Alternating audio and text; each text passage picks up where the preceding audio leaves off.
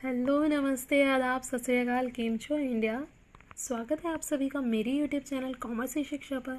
और आज की इस वीडियो में हम डिस्कस करने वाले हैं उन टॉपिक्स को जो आपको इस बार के एग्ज़ाम में 3 और 4 मार्क्स तो कंफर्म दिलाएंगे। ठीक है, आज की वीडियो में हम डिस्कस करेंगे उन एक्ट्स को जिनमें 2019-20 में अमेंडमेंट्स हुए हैं। देखो, एग्जामिनर के लिए वो टॉपिक बहुत ज़्यादा इंपॉर्टेंट हो जाता है जो करंट अफेयर का भी पार्ट है और आपके सब्जेक्ट का भी पार्ट है। ठीक है, तो वो कहीं ना कहीं घुमा फिरा के आपसे इन टॉपिक से 3 या 4 क्वेश्चन डेफिनेटली पूछ ही लेगा। ठीक है, तो शुरू करते हैं हम आज की वीडियो। आज का पहला टॉपिक है आपका MSMED एक्ट 2006। MSMED एक्ट 2006 में आया था। इसकी फुल फॉर्म क्या है? Micro small medium enterprise development act. जो जितने भी माइक्रो स्मॉल और मीडियम एंटरप्राइज थे उनके डेवलपमेंट और उनके ग्रोथ के लिए एक्ट आया था 2006 में। अब इसमें 2019-20 में जो अमेंडमेंट्स हुई हैं वो हमारे लिए इम्पॉर्टेंट हो जाती हैं। ठीक है, सो माइक्रो स्मॉल मीडियम को हम किस बेसिस पे इसमें डिफाइन करते थे? किस बेसिस में हम एक एंटरप्राइज को डिसाइड करते थे कि ये माइक्रो है, ये स्मॉल है या मीडियम है? तो हमने क्या क्राइटेरिया डिसाइड कर रखा था, यानी इससे पहले हम क्या करते थे कि एक जितने भी एंटरप्राइज है उसमें कितनी इन्वेस्टमेंट लगी हुई है, मशीनरी में और इक्विपमेंट्स में कितनी इन्वेस्टमेंट है। ठीक है, उस इन्वेस्टमेंट के बेसिस पे हम क्राइटेरिया बनाते थे, हम डिसाइड करते थे कि कौन माइक्रो में जाएगा, कौन स्मॉल है, कौन मीडियम है। ठीक है, सो अब जो ये 2019-20 में हुआ है उसके अकॉर्डिंग ये क्राइटेरिया फुल्ली चेंज हो गया है। पहले हम मैन्युफैक्चरिंग एंटरप्राइजेस को अलग क्राइटेरिया से देखते थे और सर्विस एंटरप्राइजेस को अलग तरीके से। अब तो ये जो अमेंडमेंट हुआ उसके अकॉर्डिंग ये कहा गया that investments will no longer characterise MSME, यानी इन्वेस्टमेंट सिर्फ एक क्राइटेरिया नहीं है जो MSME को कैरेक्टराइज करेंगे। ठीक है, अक्टूबर 2019 में यूनियन मिनिस्टर नितिन गडकरी जी ने कहा था that the revise definition of micro small and medium enterprise में grant a unified description of all things. यानी जो रिवाइज डेफिनेशन आई है MSME की उसमें सारी चीज़ें आएंगी जो उसमें चेंज आए हैं टैक्सेशन के बेसिस पे, इन्वेस्टमेंट के बेसिस पे एंड अदर एस्टिमेट्स के बेसिस पे भी। ठीक है, सबसे पहले ये किसने बताया था? 13 मई 2020 को फाइनेंस मिनिस्टर निर्मला सीतारमन ने बताया था कि इन्वेस्टमेंट के साथ जो हमने एडिशनल प्रिंसिपल जोड़ा है वो क्या है? ठीक है, वो है टर्नओवर। यानी आप टर्नओवर और इन्वेस्टमेंट इन दोनों के बेसिस पर ही MSME को कैरेक्टराइज करेंगे। पहले हम सिर्फ और सिर्फ इन्वेस्टमेंट के बेसिस पर कैरेक्टराइज करते थे, अब यहाँ पर इन्होंने प्रिंसिपल ऑफ टर्नओवर को भी ऐड कर दिया है। ठीक है, और ये अगेन एक इम्पॉर्टेंट क्वेश्चन है कि ये किस पॉलिसी के तहत आया है, मतलब चेंज लाया गया है, अमेंडमेंट हुआ है। तो अभी थोड़े दिन पहले आपने सुना होगा कि प्रधानमंत्री जी ने, नरेंद्र मोदी जी ने आत्मनिर्भर भारत की बात कही थी। तो ये आत्मनिर्भर भारत अभियान इकोनॉमिक पैकेज के तहत ही हुआ है, जो चेंजेस, जो अमेंडमेंट्स हुए हैं MSME में। अब यहाँ पर वो टॉपिक आ जाता है जिसके चांसेस हैं सबसे ज़्यादा कि इस बार आपका क्वेश्चन आएगा, क्योंकि इससे पहले भी इससे रिलेटेड क्वेश्चंस आते रहे हैं, बट इस बार ये 200% इंपॉर्टेंट हो गया आपके लिए क्योंकि इसमें अमेंडमेंट्स हुए हैं। तो देख लेते हैं इसमें क्या हुआ है। देखो, ये है एग्जिस्टिंग MSME क्लासिफिकेशन, यानी जो पहले हम करते थे वो ये था। यहाँ पर हमारा क्राइटेरिया था investment in plant and machinery और इक्विपमेंट। यहाँ पर हम मैन्युफैक्चरिंग को अलग तरीके से देखते थे और सर्विसेज को अलग तरीके से। माइक्रो वो होती थी मैन्युफैक्चरिंग में जिसकी इन्वेस्टमेंट 25 लाख से कम होती थी, स्मॉल वो होती थी जिसकी 5 करोड़ से कम होती थी, और मीडियम 10 करोड़ से कम। ठीक, सर्विस एंटरप्राइजेस में हमारी इन्वेस्टमेंट 10 लाख से कम होती थी माइक्रो में, 2 करोड़ से कम होती थी स्मॉल में, एंड 5 करोड़ से कम होती थी मीडियम में। ठीक, अब जो ये रिवाइज्ड MSME क्लासिफिकेशन हुई है इसमें हमारा क्राइटेरिया भी चेंज हुआ है। ठीक है, और हमारे डाटाज भी चेंज हुए हैं। तो क्राइटेरिया यहाँ पर हमने इन्वेस्टमेंट एंड टर्नओवर दोनों को देखना है कि एक एंटरप्राइजेस की इन्वेस्टमेंट कितनी है एज वेल एज टर्नओवर कितनी है। प्लस यहाँ पर हमने मैन्युफैक्चरिंग और एंड सर्विसेज एंटरप्राइजेस को अलग नहीं किया है, दोनों के लिए बिल्कुल सेम क्राइटेरिया है, एक ही क्राइटेरिया दोनों के लिए होगा। अब यहाँ पर हम ये रिवाइज क्लासिफिकेशन को अच्छे से देख लेते हैं क्योंकि ये हमारे पेपर में आएगा ही आएगा। ठीक है, देखो यहाँ पर जो है इन्वेस्टमेंट जो है माइक्रो में 1 करोड़ से कम की इन्वेस्टमेंट होनी चाहिए, टर्नओवर 5 करोड़ से कम, यानी इससे ज़्यादा नहीं होना चाहिए। 1 करोड़ से इन्वेस्टमेंट ज़्यादा नहीं होनी चाहिए, टर्नओवर 5 करोड़ से ज़्यादा नहीं होनी चाहिए। ठीक, स्मॉल में 10 करोड़ से कम और 50 करोड़ से कम, मीडियम में 20 करोड़ से कम एंड 100 करोड़ से कम। अब आप इसे याद कैसे रखोगे कि किसकी इन्वेस्टमेंट कितनी है और किसकी टर्नओवर कितनी है? देखो, अगर आप इन्वेस्टमेंट याद कर लेते हो तो आपको टर्नओवर भी याद हो जाएगा।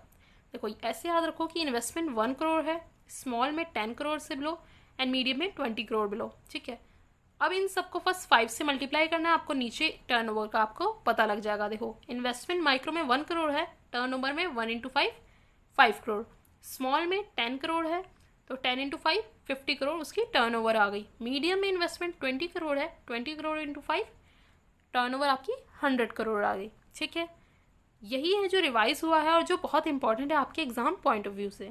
ठीक, नेक्स्ट है आपका कंज्यूमर प्रोटेक्शन एक्ट 2019। देखो किसी भी एक्ट में अगर हम थोड़े चेंजेस करने होते हैं तो हम उसमें अमेंडमेंट करते हैं, ठीक है, हम उसमें चेंजेस कर देते हैं। लेकिन अगर हमें काफ़ी सारे चेंजेस करने होते हैं तब हम कहीं जाकर उस एक्ट को ख़त्म करते हैं और एक न्यू एक्ट फॉर्म करते हैं, राइट। सो कंज्यूमर प्रोटेक्शन एक्ट 2019 इसीलिए आया कि जो इससे पहले जो एक्ट था यानी कंज्यूमर प्रोटेक्शन एक्ट 1986, उसमें बहुत सारे चेंजेस हमें करने थे। ठीक है, सो पहला क्वेश्चन आपका यही बनता है कि कंज्यूमर प्रोटेक्शन एक्ट 2019 ने किस एक्ट को रिप्लेस किया। तो उसने रिप्लेस किया है कंज्यूमर प्रोटेक्शन एक्ट 1986 को रिप्लेस किया है।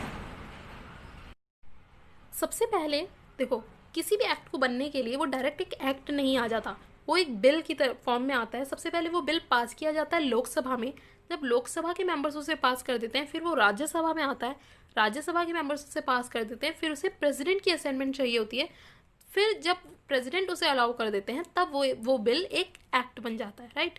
तो सबसे पहले ये इंट्रोड्यूस किसने किया था, ये बिल पब्लिश हुआ था 8 जुलाई 2019 को। इसे इंट्रोड्यूस कराया गया था minister of consumer affairs, food and public distribution Ramvilas Paswan ji के द्वारा। ठीक है, सो रामविलास पासवान जी ने सबसे पहले जो बिल है ये इंट्रोड्यूस किया था 8 जुलाई 2019 को।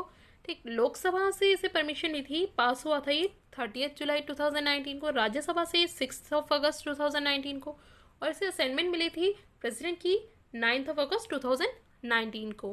ठीक, सो ये डेट्स आपके लिए ज़्यादा इंपॉर्टेंट फिर भी नहीं है, लेकिन हाँ किसने इंट्रोड्यूस किया था, रामविलास पासवान जी, और किस एक्ट को रिप्लेस किया है इस एक्ट ने, तो वो है कंज्यूमर प्रोटेक्शन एक्ट 1986, राइट। सो इसके बाद आ जाते हैं कि इसमें क्या क्या चेंजेस आए जो बहुत इंपॉर्टेंट है। की highlights of the new act, यानी न्यू एक्ट में हमने किन किन चीज़ों को हाईलाइट किया है या कौन कौन सी न्यू चीज़ें हमने ऐड की हैं। ठीक है, तो देखो सबसे पहले तो हम जो कंज्यूमर, जो अर्लियर एक्ट में हम कहते थे कंज्यूमर कौन है, जो गुड्स को कंज्यूम कर रहा है। ठीक है, गुड्स को कंज्यूम कर रहा है इन द सेंस, देखो अगर मैं कुछ गुड्स परचेज करने गई हूँ और उसे अपने यूज़ के लिए परचेज कर रही हूँ तो मैं कंज्यूमर हूँ। ठीक है, लेकिन अगर मैंने ये सोचा कि मैं गुड्स परचेज कर कर उसे रीसेल कर दूंगी तो मैं कंज्यूमर के तौर पर नहीं हो सकती, मैं कंज्यूमर नहीं कहलाऊंगी। ठीक है, क्योंकि मैं उसे रीसेल के पर्पज़ से परचेज कर रही हूँ, कंज्यूम करने के पर्पज़ से नहीं। सेकंड क्राइटेरिया था कि आप सेकंड हैंड गुड्स अगर आप परचेज कर रहे हैं तो आप कंज्यूमर नहीं हैं। सपोज़ आपने एक कार परचेज करी, ठीक है, आपने उसे कुछ टाइम यूज़ किया, उसके बाद आपने उसे मुझे सेल कर दिया। ठीक, तो अगर इन फ्यूचर मेरे पास उस कार में कोई फॉल्ट आता है तो मैं उस कंपनी के पास नहीं जा सकती, क्योंकि मैंने वो कार उस कंपनी से ख़रीदी ही नहीं है। ठीक है, मैं सेकंड हैंड कंज्यूमर हूँ, सेकंड हैंड बायर हूँ। ठीक है, जो सेकंड हैंड गुड्स को परचेज कर रहा है, ठीक, तो आप ही कंज्यूमर रहेंगे। जो भी सेकंड हैंड गुड्स आप परचेज करते हो उसके लिए आप कंज्यूमर नहीं कहलाते। ठीक, अब इन्होंने जो इसमें चेंजेस लाए हैं इस कंज्यूमर की डेफिनेशन में कि कंज्यूमर कौन होता है, तो इनके according any person who buys any good whether through offline online transaction, electronic means, tele shopping, direct selling और मल्टी लेवल मार्केटिंग। यानी कंज्यूमर वो है जो कोई भी पर्सन हो सकता है, कोई भी गुड्स परचेज कर रहा हो वो ऑफलाइन और ऑनलाइन ट्रांजेक्शन्स के मेथड से, इलेक्ट्रॉनिक मीन्स के through, tele shopping, direct selling और मल्टी लेवल मार्केटिंग, इन सब के थ्रू अगर कोई परचेज कर रहा है गुड्स अपने कंजम्पशन के लिए तो वो कंज्यूमर है। पहले जो डेफिनेशन थी उसमें ऑनलाइन ट्रांजैक्शन और ई कॉमर्स का कहीं कुछ रोल नहीं था। इट्स सो ऑब्वियस कि वो जो एक्ट आया था वो 1986 में आया था, उस टाइम पे ई कॉमर्स इतना नहीं था। ठीक है, ई कॉमर्स इवन था ही नहीं, इतना बहुत ही रेयर था। ठीक है, तो उस टाइम पे वो चीज़ उसमें ऐड नहीं की गई थी। अब क्या है, ई कॉमर्स के ज़रिए ही आप most of the goods purchase कर रहे हो, तो अब ये इसमें ऐड किया गया है कि आप ऑनलाइन भी परचेज करते हो तो भी आप कंज्यूमर के तौर पर हो और आप उसके लिए कोई भी क्वेश्चन उठा सकते हो। ठीक, सो पहला पॉइंट यही है, it covers e commerce transactions, right, it covers e commerce transaction. Next है ई फिलिंग ऑफ कंप्लेंट्स। देखो पहले जो ये क्राइटेरिया था कि अगर आपको किसी भी कंपनी या किसी भी शॉप की किसी भी प्रोडक्ट के रिगार्डिंग आपको कोई कंप्लेंट करनी है तो आप कंप्लेंट उसी जगह करेंगे जहाँ वो कंपनी रजिस्टर्ड है, ठीक है, जहाँ वो कंपनी रजिस्टर्ड है आप वहीं करेंगे।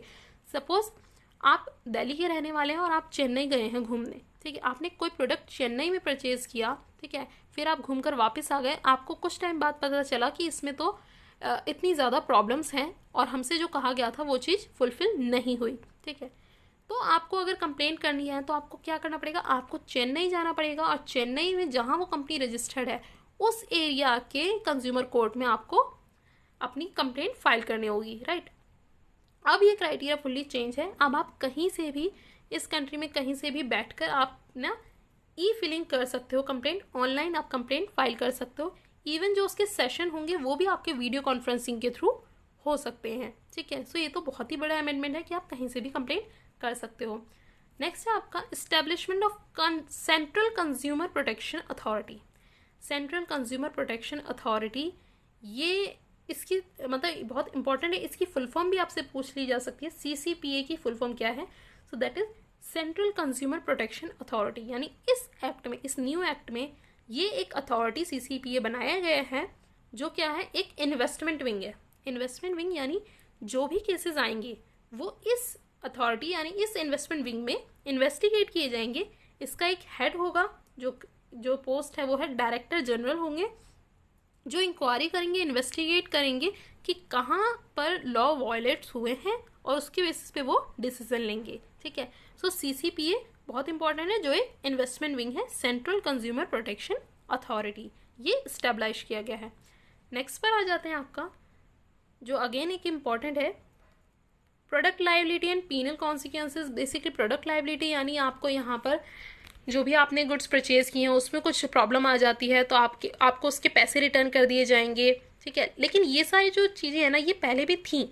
जो मोस्ट इंपॉर्टेंट यहाँ पर आपके एग्जाम पॉइंट ऑफ व्यू से इंपॉर्टेंट है वो है आपका पेनल्टीज फॉर मिसलीडिंग एडवर्टीजमेंट, ठीक है। पेनल्टीज फॉर मिसलीडिंग एडवर्टीजमेंट यानी जो आपके एडवर्टाइजमेंट्स होती हैं, जो टीवी पर आप देखते हो, इंटरनेट पर आप देखते हो, ठीक है, वो अगर कहीं से भी मिसलीड कर रहे हैं तो उसके लिए पेनल्टीज अब हैं। किस तरह से मिसलीड कर रहे हैं कंपनीज? देखो, अगर मैं एक एग्जांपल लूँ तो मैगी का टैगलाइन था टेस्ट भी हेल्थ भी, ठीक। बट अभी रिसेंट उस पर केस हुआ था कि मैगी में लेड पाया जा रहा है या कुछ हार्मफुल सब्सटेंस उसमें पाए जा रहे हैं जो आपकी हेल्थ को हार्म कर रहे हैं। उसके बेसिस पर उस पर केस भी हुआ था, ठीक। सो यहाँ पर क्या हुआ, ये एक मिसलीडिंग एडवर्टीजमेंट है। आप लोगों को दिखा रहे हो कि ये हेल्दी प्रोडक्ट है बट इन रियलिटी वो हेल्दी नहीं है, राइट। तो ये एक मिसलीडिंग एडवर्टीजमेंट है। या fair and lovely, fair and handsome, इनके भी बहुत सारे मिसलीडिंग एडवर्टीजमेंट्स होते हैं, ठीक। तो इसके लिए यहाँ पर इन्होंने क्या किया, इन्होंने पेनल्टीज लगा दी हैं। पेनल्टीज अब इन्होंने ये कहा कि सिर्फ और सिर्फ मैन्युफैक्चरर के अगेंस्ट नहीं लगेगी, एंडोर्सर के अगेंस्ट भी पेनल्टीज होंगी। एंडोर्सर कौन होते हैं? जो उस प्रोडक्ट को एंडोर्स कर रहे हैं, ठीक। जैसे आपका बीकाजी भुजिया कौन एंडोर्स कर रहा है? उससे अमिताभ बच्चन जी कर रहे हैं, ठीक है। सो अगर in future Bikaji bhujia harmful साबित होती है लोगों के लिए, लोगों की हेल्थ के लिए, तो उसके मैन्युफैक्चरर पर तो केस होगा ही होगा, पेनल्टीज उनको तो देनी ही होंगी, ठीक है। प्लस अमिताभ बच्चन जी के ऊपर भी केस हो सकता है कि उन्होंने पहले इस चीज़ के रिगार्डिंग कोई डिसीजन क्यों नहीं लिया, क्यों चेक नहीं किया कि ये प्रोडक्ट हेल्दी है भी या नहीं। तो इसलिए यहाँ पे कहा गया कि manufacturer as well as endorser दोनों के अगेंस्ट कंप्लेंट फाइल हो सकती है। तो यहाँ पर क्या क्या पेनल्टीज इन्होंने रखी हैं? देखो, यहाँ पर है CCPA में impose a penalty to up to INR 10 lakh, यानी 10 लाख रुपीज़ तक का आपको पेनल्टी पे करना पड़ सकता है, ठीक है, ऑन अ मैन्युफैक्चरर और एन एंडोर्सर, यानी मैन्युफैक्चरर और एंडोर्सर पर भी फॉर फॉल्स और मिसलीडिंग एडवर्टाइजमेंट, ठीक है। इसके अलावा आपको जेल भी हो सकती है 2 साल की। इसके अलावा आपको जेल भी हो सकती है 2 साल की, ठीक है। तो अब क्या हो जाएगा, अब जो एक्टर्स है ना वो बहुत ज़्यादा सिलेक्टेड एडवर्टीजमेंट्स ही करेंगे जिस पे वो फुली ट्रस्ट कर सकते हो, क्योंकि कोई भी मिसलीड एडवर्टीजमेंट हुआ तो उनके ऊपर भी केस हो सकता है, राइट।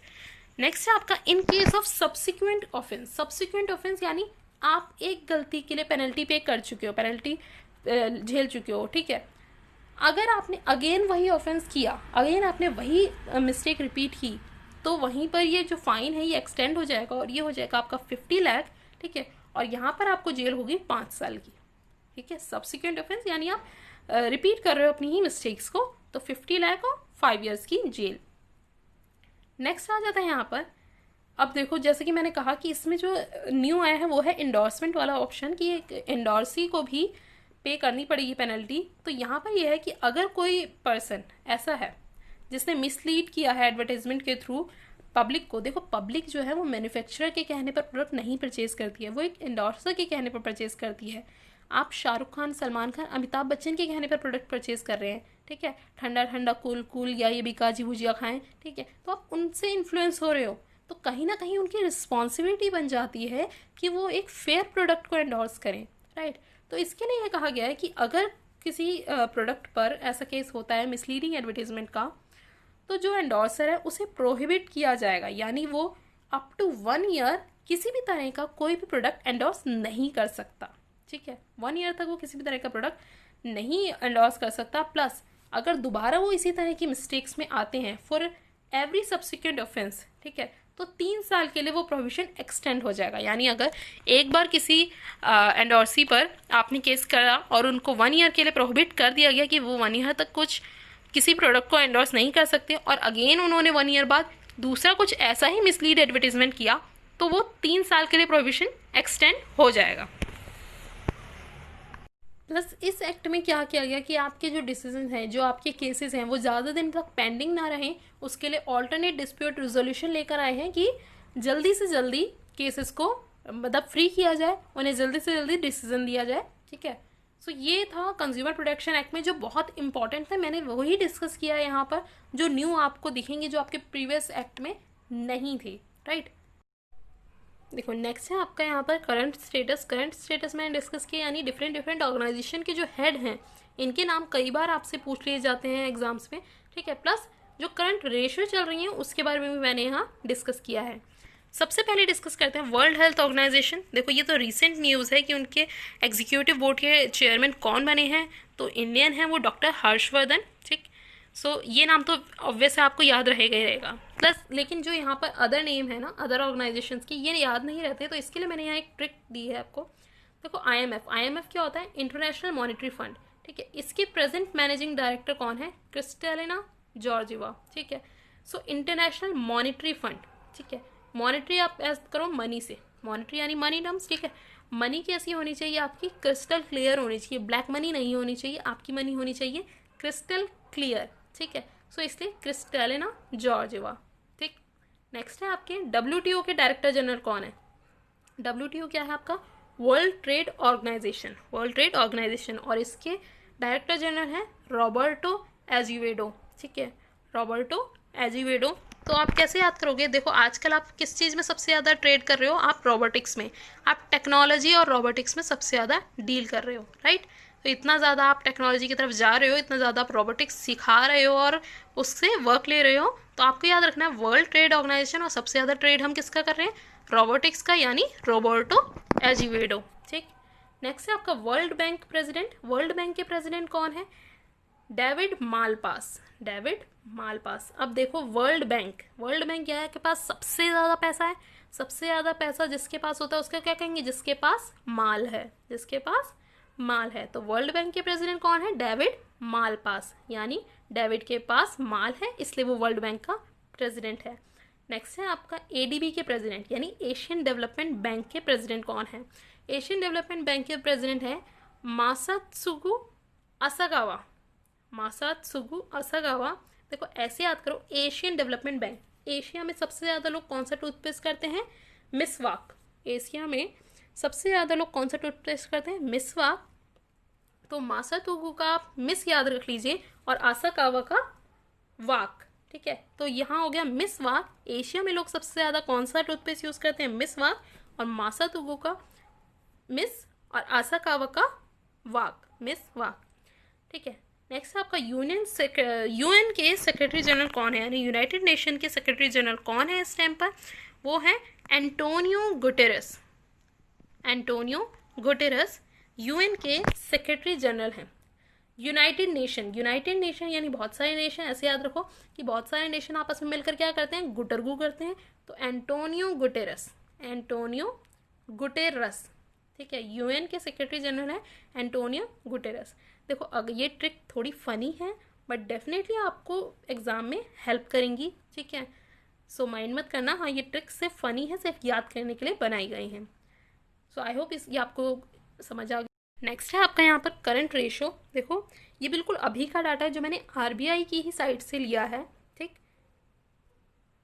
तो कई बार एग्जाम में क्वेश्चन आया है, या तो मैचिंग के तौर पर दे देते हैं या आपसे डायरेक्ट पूछ लिया जाता है कि इस टाइम का सीआरआर कितना है या एसएलआर कितना है, ठीक।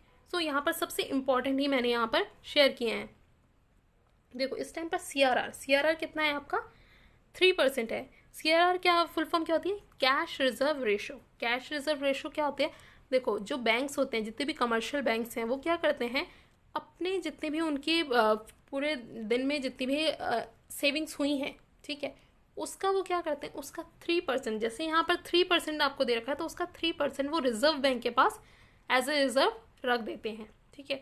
यानी सपोज करो आपके पास 1000 रुपीज़ आए, बैंक के पास पूरे दिन में 1000 आए, तो उसका 3% कितना होगा आपके पास, 30 रुपये। तो 30 रुपये आपने किसको दे दिया, आपने आरबीआई को दे दिए एज ए रिजर्व, ठीक है। सो ये आपका होता है सीआरआर, कैश रिजर्व रेशो, जो इस टाइम पर 3% है।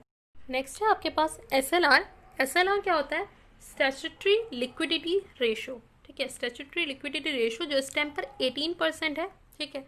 सो 18% है, तो इसका क्या मतलब होता है स्टैट्यूटरी लिक्विडिटी रेशो का, कि जितने भी कमर्शियल बैंक्स हैं वो क्या करते हैं, 3% तो उन्होंने आरबीआई को दे दिया एज ए रिजर्व सीआरआर के फॉर्म में, 18% के वो क्या करते हैं, कैश एंड इक्विवेलेंट के रूप में अपने पास सेव करते हैं, ठीक है। यानी 18% को वो अपने पास सेव रखते हैं कैश एंड इक्विवेलेंट के रूप में, यानी वो या तो कैश के रूप में रखेंगे, गोल्ड के रूप में रखेंगे, बॉन्ड्स के रूप में रखेंगे, राइट। सो इन चीज़ों के रूप में वो अपने पास ही रखते हैं। अब क्या होता है, सपोज 1000 रुपीज़, मैंने जैसे पहले एग्जांपल लिया, 1000 रुपीज़ थे बैंक के पास, जिसमें से 3% यानी 30 रुपये उन्होंने किसे दे दिए, आरबीआई के पास रिजर्व के तौर पर रख दिए, ठीक है। अब इसका 18% यानी 180 रुपये उन्होंने एसएलआर की फॉर्म में अपने पास रख लिए, ठीक। सो 180 और 30 यानी 1000 रुपये में से 210 जो है आपका माइनस कर दूं, तो बैंक के पास कितना बचता है, 790 रुपये। बैंक के पास बचे 790 रुपये, बैंक के पास इतने ही रखे जाएंगे और दोनों अमाउंट 30 रुपये और 80 रुपये वो सेव कर देंगे, राइट। तो ये होता है। नेक्स्ट है देखो, अब सीआरआर और एसएलआर देने के बाद आपके पास जितने भी बैंक के पास थे पैसे, उसमें से उन्होंने सीआरआर दे दिया और एसएलआर पे कर दिया, उसके पास जो बचा हुआ पैसा होता है वो क्या करते हैं, वो लोगों को लोन के रूप में दे देते हैं, जिसपे वो इंटरेस्ट चार्ज करते हैं, राइट। नेक्स्ट पे आ जाते हैं जो है इंपॉर्टेंट, रेपो रेट और रिजर्व रेपो रेट क्या है। तो इस टाइम पे रेपो रेट है 4% और रिजर्व रेपो रेट है 3.35%, ठीक। अब रेपो रेट क्या होता है, रिजर्व रेपो रेट क्या होता है, देखो जितने भी कमर्शियल बैंक्स हैं, ठीक है, ज़रूरी नहीं है कि वो सारा जितनी भी उनकी नीड्स हैं वो खुद ही फुलफ़िल कर लें। अगर उन्हें मनी की ज़्यादा नीड है तो वो खुद फुलफ़िल नहीं कर सकते, वो कहीं ना कहीं से लेंगे, हमसे लेने आएंगे नहीं, क्योंकि हमारे पास इतने पैसे नहीं होते कि हम कमर्शियल बैंक्स को दे सकें इतना ज़्यादा अमाउंट। तो वो किसके पास जाते हैं, वो जाते हैं आरबीआई के पास। आरबीआई से वो पैसा लेते हैं, ठीक है, जब उन्हें कमी होती है पैसे की। लेकिन कभी कभी क्या होता है, कमर्शियल बैंक के पास बहुत ज़्यादा पैसा हो जाता है, उन्होंने लोन वगैरह भी दे दी, उसके बाद भी उनके पास पैसा बच गया तो वो क्या करते हैं, वो आरबीआई में जाकर डिपॉजिट कर देते हैं, सो दैट वो इंटरेस्ट ले सकें उस पैसे पर, ठीक है। क्योंकि अगर वो अपने पास ही उस पैसे को रखे रहेंगे तो वो बढ़ेगा बिल्कुल भी नहीं, लेकिन अगर वो आरबीआई के पास जमा कर देंगे तो उस पर उन्हें इंटरेस्ट मिल सकता है, ठीक है। तो दोनों ही केसेस में क्या होता है, पहले केस में कम पड़ गए कमर्शियल बैंक के पास पैसे तो उन्होंने उधार ले लिए आरबीआई से, ठीक है। जब उधार देगी आरबीआई तो आरबीआई क्यों देगी, क्योंकि उसे इंटरेस्ट चाहिए, आरबीआई भी लोन ही तो दे रही है ना कमर्शियल बैंक को, तो लोन पर वो इंटरेस्ट चार्ज करती है, इंटरेस्ट जो वो चार्ज करती है वो कहलाता है आपका रेपो रेट, ठीक है। सो आरबीआई ने जो लोन दिया कमर्शियल बैंक्स को उस पर उन्होंने रेपो रेट चार्ज किया, वो होता है 4%, ठीक। लेकिन जब कमर्शियल बैंक्स के पास पैसे ज़्यादा हो गए और वो एज अ सेविंग आरबीआई के पास रखने गए कि वो उस पर इंटरेस्ट कमा सकें, तो वहाँ पर जो आरबीआई है वो उन्हें जो इंटरेस्ट देती है वो किस पर देती है, रिजर्व रेपो रेट पर। तो इट मीन्स जब भी आरबीआई कमर्शियल बैंक्स को लोन देगी तब वो कितना इंटरेस्ट चार्ज करेगी, वो 4% इंटरेस्ट चार्ज करेगी। लेकिन जब भी वो कमर्शियल बैंक की सेविंग अपने पास रखेगी और उसके बदले उन्हें इंटरेस्ट देना होगा कमर्शियल बैंक को, तो वो 3.35% देगी, यानी रिजर्व रेपो रेट चार्ज करेगी, राइट। नेक्स्ट है आपका bank interest rate. Bank interest rate कितना होगा इस टाइम पर, 4.25%। ये बहुत इंपॉर्टेंट है, इन्हें अच्छे से याद कीजिएगा कि CRR 3%, SLR 18%, repo rate 4%, reserve repo rate 3.35 और बैंक इंटरेस्ट रेट इस टाइम है 4.25%। 4.25%। नेक्स्ट है इसमें MSFE रेट। MSF यानी मार्जिनल स्टैंडिंग फैसिलिटी, ये आपका है 4.25%। ठीक है, सो MSF किस लिए होता है, का मतलब क्या है? MSF यानी मार्जिनल स्टैंडिंग फैसिलिटी, यानी यहाँ पर जो कमर्शियल बैंक्स हैं इमरजेंसी में वो जो RBI से लोन लेते हैं वो 24 आवर्स वो आपका MSF रेट पर आपको मिलता है। ठीक है, यानी जब भी कोई इमरजेंसी सिचुएशन होती है और वो रेपो रेट का यूज़ नहीं कर सकते तो वो क्या करते हैं, वो MSF के थ्रू जाते हैं। ठीक, MSF के थ्रू जाते हैं और वो 24 आवर्स के लिए वो लोन ले लेते हैं। तो इसमें कंडीशन क्या होती है कि 24 आवर्स के बाद आपको फुल अमाउंट उन्हें रिटर्न करना होता है, और ये आपका रेपो रेट से ऑलवेज ज़्यादा होता है MSF। ठीक है, इमरजेंसी सिचुएशन में अर्जेंटली आपको दिया जा रहा है तो डेफिनेटली रेपो रेट से ज़्यादा ही होगा, और बैंक इंटरेस्ट के बिल्कुल इक्वल होता है। ठीक है, सो MSF है आपका 4.25%। ठीक, आज की वीडियो में बस इतना ही। आई होप आपको मेरी वीडियो पसंद आई हो। अगर पसंद आई है तो इसे लाइक कीजिए, सब्सक्राइब कीजिए मेरे चैनल को ऐसी और वीडियोज़ के लिए। Thanks for watching the video.